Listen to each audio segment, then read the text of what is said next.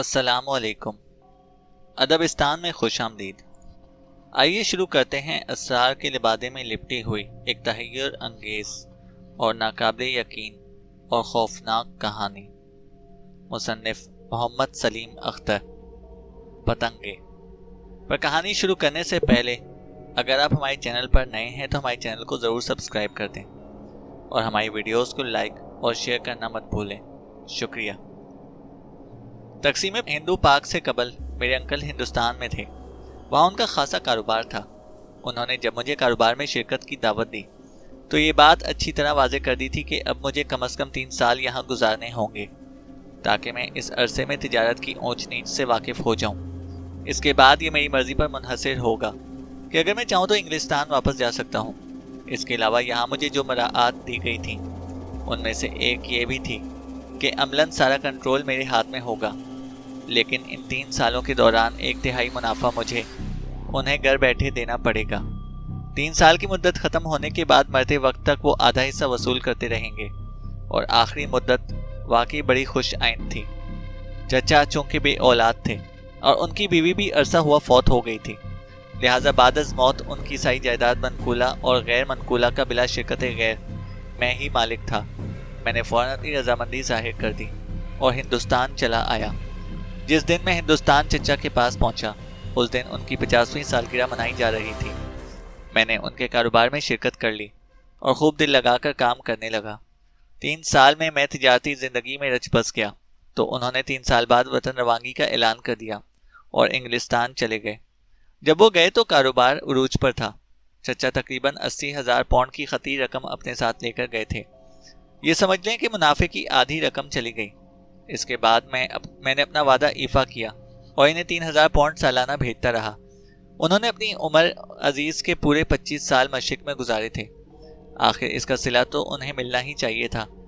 उनके कुआ अभी तक मजबूत थे। बुढ़ापे की हदूद में कदम रखने के बावजूद ऐसा लगता था जैसे अभी वो इतने बरस और जिएंगे।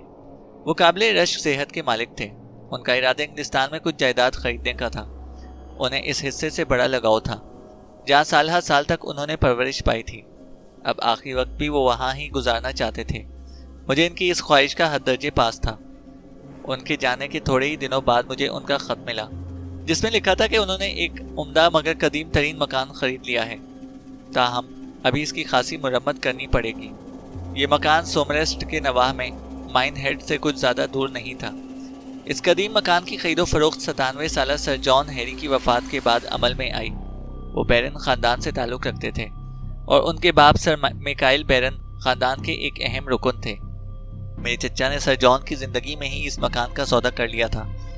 इस तरह के ना सिर्फ मकान बल्कि मकान में मौजूद हर शय, मसलन किताबें, फर्नीचर, कालीन, दरिया, कपड़े, बिस्तर, बावर्ची खाने का सामान और दीगर अशिया के भी वो मालिक हो गए थे। मैं तो कारोबार में ही फंसा रहा। चचा जान अब मुतमईन ज़िंदगी बसर कर रहे थे। वो कभी कभार मुझे ख़त भेजा करते थे, वो भी इस वक्त जब ख़त लिखना नागुज़ीर हो जाता और उन्होंने मुझे कोई ख़ास बात बतानी होती। मुझे कुछ अरसे बाद चचा का दूसरा ख़त मिला। वो बहुत खुश थे क्योंकि लाइब्रेरी की मौजूदगी में उनकी सारी कुल्फ़तें राहत में तब्दील हो गई थीं, क्योंकि वो हमेशा से मुताले के शौकीन रहे थे। खुसूसन वो अंग्रेज़ी तारीख़ का कीड़ा थे। उन्होंने एक जगह लिखा था, यहाँ किताबों और दस्तावेज़ात के कीमती ख़जाने मौजूद हैं। अगर मैंने सर जॉन जैसी तवील ज़िंदगी पाई तो मैं यकीनन कुछ कर गुजरूंगा। चचा अपने हर ख़त में मकान का तज़किरा किसी न किसी सूरत ज़रूर किया करते थे। मसलन के कभी लिखते, मैंने मकान की फ़लाँ फ़लाँ जगह मुरम्मत कराई है, या अब तो अंदर बाहर तमाम ज़रूरी मुरम्मत हो चुकी है, मैं धब्बों से तंग आ चुका हूँ, इसलिए सारे का सारा प्लस्तर करा दिया है। वाह, अगर तुम देखोगे तो अश अश कर उठोगे, मकान को अरसे बाद नई ज़िंदगी मिली है, वगैरह वगैरह। फिर वो ख़त लिखते रहे। खुतूत में 1640 के अवाइल से लेकर हर किस्म की बात दर्ज की जाती। ज़रूरी और गैर ज़रूरी मुहय्यरुल अक़ूल वाक़यात तहरीर किए जाते, ऐसे वाक़यात जिनका कोई सर पैर ना होता। कभी किसी अनोखी किताब का तज़किरा होता। इन बातों के अलावा कभी कभी इनके खतूत में इनकी ज़िंदगी की झलक भी नुमायाँ होती। उन्होंने मुझे अपने पुराने नौकर और उसकी बीवी के बारे में भी लिखा था। वो दोनों बहुत अरसे तक हिंदुस्तान में चचा के हमराह रह चुके थे और अब भी उनके साथ ही रह रहे थे। उन्होंने कभी अपने पुराने आका की खिदमत से जी नहीं चुराया था। वो दोनों चचा की खिदमत के लिए हमा वक्त मुस्तैद रहते और चचा को किसी बात की तकलीफ ना होने देते। वो वाकई अच्छे खिदमतकार थे और कभी उन्होंने चचा को परेशान ना किया। एक बार चचा ने लिखा कि मैंने जंग खोरदा अशिया, गर्म खोरदा कंबलों, कालीनों और दरियों से हमेशा हमेशा के लिए छुटकारा हासिल कर लिया है। 5 नवंबर की एक शाम को मैंने उन्हें बड़े एहतमाम से जला दिया है और उनकी राख बहा दी है। अगरचे मुझे इनसे कोई तकलीफ ना होती थी, लेकिन मैं अपनी आदत से मजबूर था। यूं तो हर माह उनका खत आ जाना मामूल बन गया था। बाज़ औक़ात तो महीने में दो खत भी मिल जाया करते थे, लेकिन बाद में उन्होंने कमाल कर दिया। मुझे बहुत गुस्सा आया। पूरे 1 साल बाद उन्होंने खत भेजा और लिखा भी कुछ नहीं, जरा सी बात लिखी थी। पतंगे बड़े भयानक और खौफनाक बनते जा रहे हैं। अब तो बड़ी तकलीफ का सामना है। समझ नहीं आता अपना और उनका क्या हशर करूं। बस इतनी मुख्तसर सी तहरीर पर मैं झिंझिला गया। कोई तुक है? दरअसल ये मेरी भूल थी। मैंने उसे मामूली बात समझकर नज़रअंदाज कर दिया और इस पर कोई नोटिस ना लिया। चचा की वो तहरीर हकीकत में खतरे का पहला सिग्नल थी, जिसे मैं समझ ना सका। काश मैं उस पर तवज्जो देता और हकीकत जानने की कोशिश करता। इस खत के बाद जल्दी मुझे दूसरा खत मिला। उसमें ज़रा तफसील से इस बात का जिक्र किया गया था। लिखा था, उफ, ये पतंगे तो मेरे लिए अजाब बनते जा रहे हैं।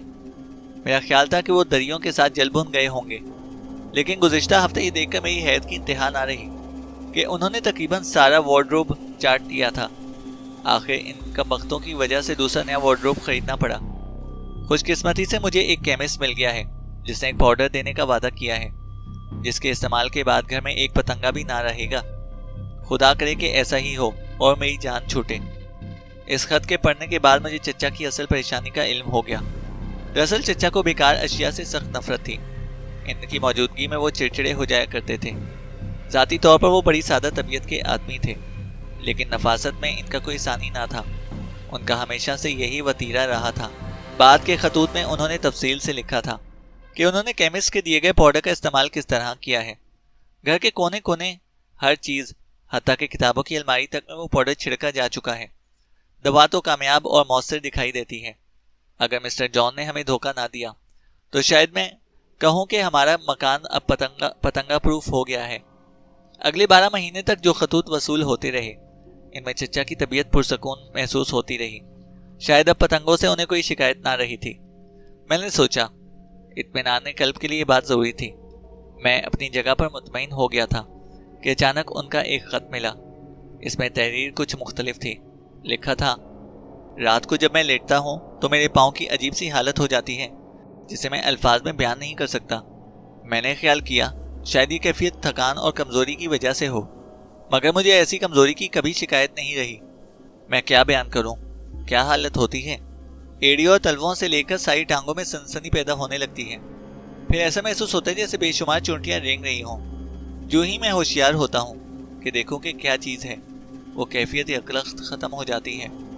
जहाँ इनसे ध्यान हटा फिर दोबारा वही कैफियत तारी होने लगती है। बमुश्किल तमाम मैं चंद मिनट के लिए सो सकता हूँ। अभी मैं इस खत के बारे में सोच ही रहा था कि दूसरा खत आन पहुंचा। इसमें भी ऐसे ही वाकयात लिखे हुए थे। चचा बहुत परेशान थे। जो कैफियत रात के औकात में तारी होती थी वो अब भी दिन को भी होने लगी थी। उनकी टांगें दिन ब दिन सूखती जा रही थी। खाल के अंदर का गोश्त जैसे गायब हो रहा था और जगह जगह टांगों पर नन्हे नन्हे से छेद थे, बिल्कुल चीचक के दागों की तरह। मजीद लिखा था, अपनी ज़िंदगी में पहली बार मैं खुद को बीमार तस्वुर कर रहा हूँ। लोग अब बिला झिझक मेरे सामने किसी बीमारी का तस्करा करते हैं और मुझ गरीब से किसी मौलिक बीमारी को मंसूब करते हैं और फिर इस पर तबसरा करते हैं। ये जिक्र तो आज का है, मगर आज से 25 साल पहले भला किसी की जुर्रत थी कि एक कलमा भर भी मुंह से निकाल सके। मेरे दिलो दिमाग में तो वो मस्ती की बातें रच बस गई हैं। कल डॉक्टर ने मुझे चेक किया। वो देर तक मुझे देखता रहा। न जाने वो कौन सी शय थी जो वो मुझ में तलाश कर रहा था। गंवार जाहिल कहीं का। वो शायद मुझे बेवकूफ़ बनाने पर तुला हुआ था। उसे अच्छे बुरे की तमीज़ ना थी। कहने लगा, मालूम होता है जैसे कोई चीज़ अंदर ही अंदर आपको खा रही है। क्या ऐसा नहीं है? अरे साहब, मैं तो इस शख्स को डॉक्टर ही नहीं समझता जो अपने मरीज से उल्टा इस्तफसार किया करे। क्या ऐसा तो नहीं है?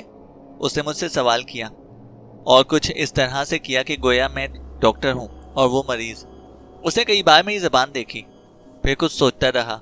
चंद मिनट तौक़ुफ़ के बाद उसने इस तरह कहा कि गोया दूर की कौड़ी लाया हो। ओह, आप तो खुफिया किस्म के जुज़ाम में मुब्तला हैं। यकीन मानना उस इंकशाफ के बाद मेरी क्या हालत हुई होगी। मैंने उसे घर से चले जाने को कहा और उसे वाज़ेह अल्फाज में बता दिया कि अगर आइंदा उसने कभी मेरे घर में कदम रखा, मेरे मामलात में दखल अंदाजी की, तो मुझसे बुरा कोई ना होगा और मैं उसे गोली ज़रूर मार दूंगा। डॉक्टर ने आफियत जानी और चला गया। इन दिनों मेरे पास सिर्फ मेरा नौकर टॉम मौजूद था और उसकी बीवी भी अब जा चुकी है। उसे वहम हो गया था कि कहीं मेरी बीमारी उसे ना लग जाए। मैंने अपना बिस्तर लाइब्रेरी में बिछा लिया है। अब मैं ज़्यादा वक्त वहाँ ही गुजारता हूँ। मुझे कामिल यकीन है कि मेरा असल मर्ज अगर जज़ाम नहीं है तो मैं चंद दिनों में भला चंगा हो जाऊँगा। इस खत के पढ़ने के बाद मुझे अंदाज़ा हो गया कि चचा अपने मालिज खुद हैं।